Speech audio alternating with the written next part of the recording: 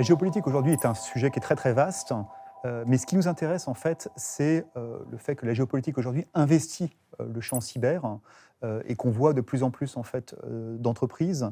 qui sont impactées en fait par les soubresauts qui se passent dans l'univers géopolitique et qui ont des impacts directs sur le fonctionnement de leur système d'information et plus largement en fait le fonctionnement de leur entreprise. Donc oui, aujourd'hui, on ne peut pas ignorer en fait ce qui se passe en tant que responsable cyber, on ne peut pas ignorer ce qui se passe dans le champ géopolitique parce que ça a des conséquences très directes sur la sécurité et la résilience de nos entreprises. Aujourd'hui, indubitablement, le responsable directeur cyber dans une entreprise, il a un ensemble d'éléments à sa disposition sur le contexte géopolitique dans l'univers du numérique. Et donc à ce titre, il me semble qu'il est totalement légitime pour apporter cette information au niveau du COMEX sur des sujets stratégiques de COMEX qui ne sont pas nécessairement liés à l'IT, mais qui peuvent avoir une résonance dans l'univers du numérique. Et donc, si ça a une résonance dans l'univers du numérique, forcément, ça a une résonance au niveau de la cybersécurité. Et le RSSI est parfaitement légitime pour pouvoir en discuter et apporter des éléments d'information, voire des éléments de décision ou contributeurs de la décision auprès de son COMEX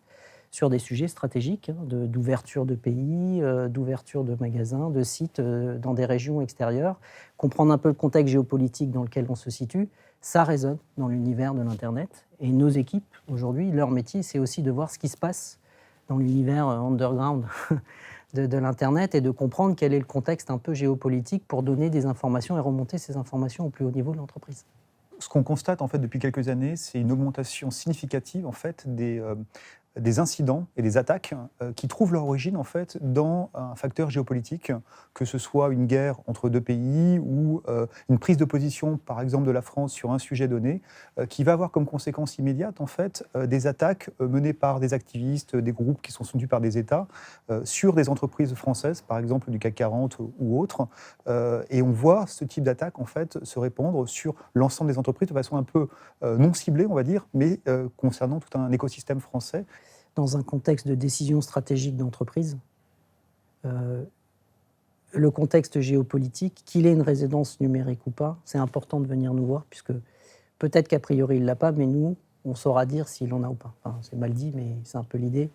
C'est quand même de dire qu'aujourd'hui, quelle que soit la crise, qu'elle soit numérique ou qu'elle ne soit pas numérique, elle a forcément une résonance numérique. Et aujourd'hui, c'est nous qui sommes capables d'apporter ces informations aux décideurs de l'entreprise ou des administrations.